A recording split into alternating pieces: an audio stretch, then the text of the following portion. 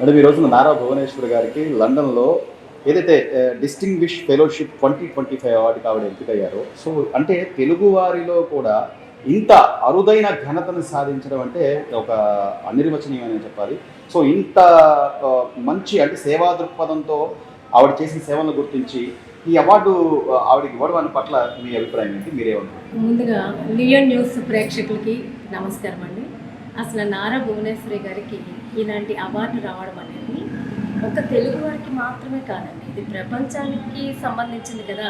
ఒక 30,000 మంది కమిటీ వీళ్ళని సెలెక్ట్ చేస్తుందంటే 30,000 మంది వీళ్ళని ఎగ్జామిన్ చేస్తారు. వాట్ దే హ్యావ్ డిడ్ అని, ఏం చేస్తారు, ఎలాంటి సేవలు చేస్తారని 30,000 మందితే వాళ్ళతో పరిశీలన చేయగా తనకి వచ్చింది అంటే, ఇలాంటి అవార్డు ఇంతకుముందు మనకి ఎవరికి వచ్చింది? ఏపీజే అబ్దుల్ కలాం గారికి వచ్చింది కదా, తర్వాత కిరణ్ బేడీకి వచ్చింది. మళ్ళా అంత ప్రతిష్టాత్మక అవార్డు తనకి వచ్చింది అంటే నాట్ ఓన్లీ తెలుగు పీపుల్, భారతీయ మహిళలందరికీ కూడా చాలా గర్వకారణమైన విషయం. అది కాక ఒక గృహిణిని ఇంత స్థాయికి ప్రపంచం తలెత్తుకునేలాగా, మహిళలందరూ తలెత్తుకునేలాగా తయారు చేస్తారంటే చంద్రబాబు నాయుడు గారు ఎంత గొప్ప వాళ్ళో చెప్పండి. ఇంట గెలిచి రెచ్చగెలవాలి అంటారు. ఇంట్లో తన భార్యని ముందు ప్రపంచం చూసేలాగా తీర్చిదిద్దారు. మరి ఆయన నమ్మచ్చా నమ్మకూడదు అనేది తెలుగు పీపుల్ మళ్ళీ ఒకసారి ఆలోచించాలి. ఎలాంటి వారిని ఎన్నుకుంటున్నాము అనేది మళ్ళీ ఒకసారి ఖచ్చితంగా ఆలోచించాలి. ఆయన ప్రూఫ్.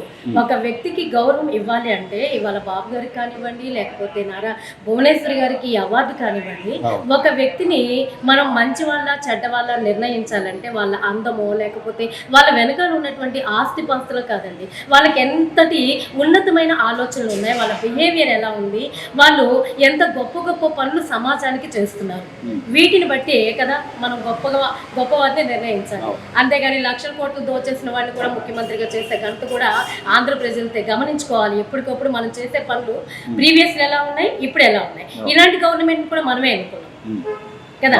మరి భార్యని తర్వాత కొడుకుని ఎంత బాగా తీర్చిదిద్దుతున్నారండి.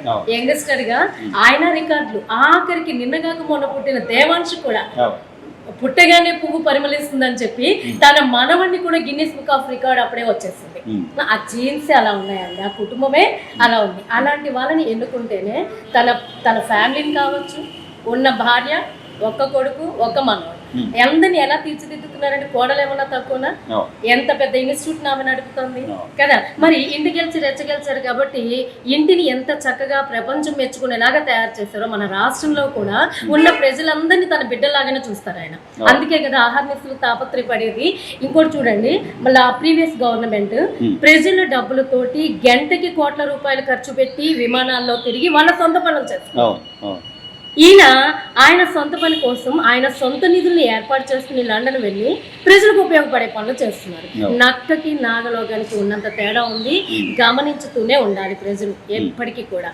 మరి ఈ అవార్డు తీసుకున్నందుకు నారా భువనేశ్వరి గారికి మనస్ఫూర్తిగా ఒక మహిళగా, అది ఒక మండల అధ్యక్షురాలుగా, ఒక కార్యకర్తగా కూడా నాకు చాలా చాలా సంతోషంగా ఉందండి. ఇది మీ మీడియా ద్వారా పంచుకోవడం నా ప్రజలకి ఇంకా హ్యాపీగా ఉంది. ఒక అవార్డైనా రేపు ఇంకొక అవార్డు కూడా ఏంటంటే ఇట్లా ఇప్పుడు ఈ అవార్డు ఇచ్చిందేమో మనకి ప్రజాస్వామ్యము, ఆ ప్రజాస్వామ్యం యొక్క ప్రభావం సమాజంలో ఎలా పడుతుంది అనే అంశానికి ఆ 30,000 మంది గమనించి ఇచ్చారు. ఇంకా వన్ మోర్ అవార్డు ఏంటి అంటే, ఒక గృహిణిగా ఉన్నామని మరి ఒక హెరిటేజ్ సంస్థలు మన కుటుంబ అవసరాలు కూడా గడవాలి కాబట్టి, ఎందుకంటే అందరూ అవినీతి చేసి లక్షల కోట్లు సంపాదించే జీవితాన్ని గడుపుకోలేరు. అది అందరి నాయకులకి సాధ్యమయ్యే పని కాదు.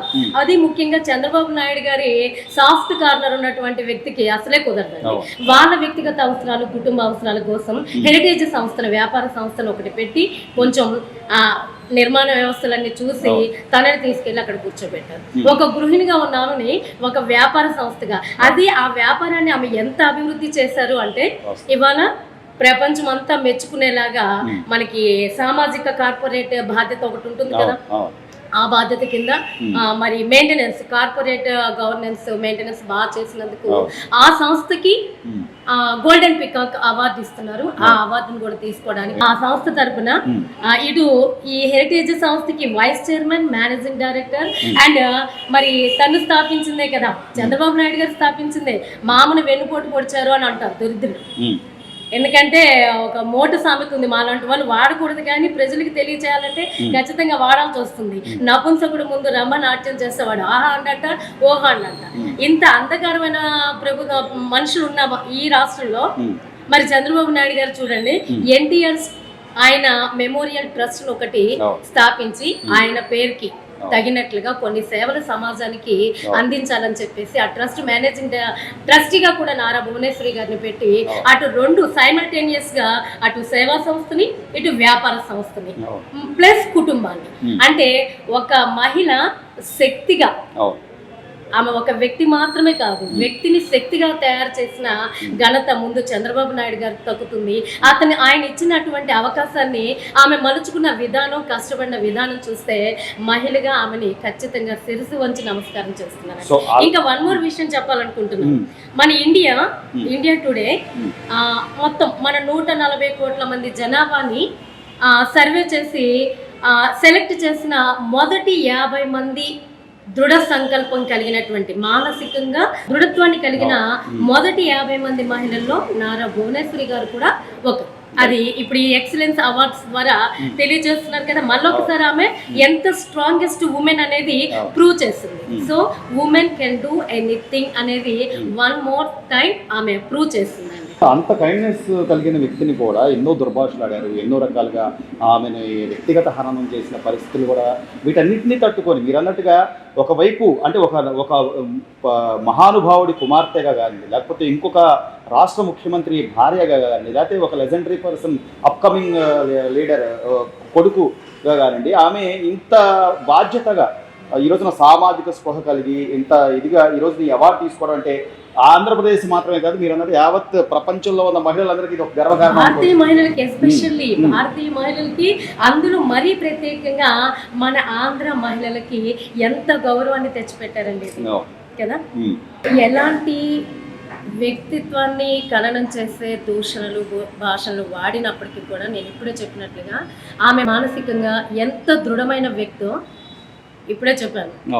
దాని ప్రకారమే ఎలాంటి సంభాషణలు చేసినా దుర్భాషణలు చేసినప్పటికి కూడా అవి ఆమెకి చీర కొంగు మీద పడిన మట్టిని దులిపేయడం ఎంత ఈజీనో అంత ఈజీగా దులిపేయగలరు. కాకపోతే మహిళగా కొంత బాధపడినప్పటికీ దులిపేసి ఎదిగిన తీరు మనం మళ్ళీ ఒకసారి చూడాల్సిందే కదా. మరి ఆ పార్టీ ఏంటో, ఆ వైసీపీ పార్టీ కానివ్వండి, ఆ లీడర్ని బట్టే క్యాడర్ ఉంటుంది కదండి. వాడు ఎలాంటి దరిద్రుడు, ఈ ఫస్ట్ క్లాస్ స్టూడెంట్కి ఏమి అర్థం కాదు. ఇంత జీనియస్ ఎక్సలెన్స్ ఉన్నటువంటి మనుషుల గురించి, అలాంటి కూటమి ప్రభుత్వం గురించి అర్థం కావాలంటే ఆయనకు ఉన్నటువంటి ఆ ఫస్ట్ క్లాస్ స్టూడెంట్కి ఉన్నటువంటి జ్ఞానం సరిపోదు. భారతీ రెడ్డి గారికి ఏంటంటే ఈ సందర్భంలో మళ్ళీ ఒకసారి రిక్వెస్ట్ చేస్తున్నారు, ఈయన గారి మందులన్నా మార్చండి, లేదంటే ఒక డాక్టర్నన్నా మార్చితే, ఆయన మారితే ఆయన బట్టి క్యాడర్ కూడా మారుతుంది. ఇప్పుడు ఇంత బాగా చేసినప్పటికీ కూడా కొంతమంది ఏది ఎస్పెషల్లీ ఆ వైసీపీ వాళ్ళు కానివ్వండి ఇంకా దీన్ని కూడా విమర్శించడానికి ట్రై చేస్తున్నారు కదా. అది చాలా తప్పు కదండి. Please subscribe to Leo news for more videos.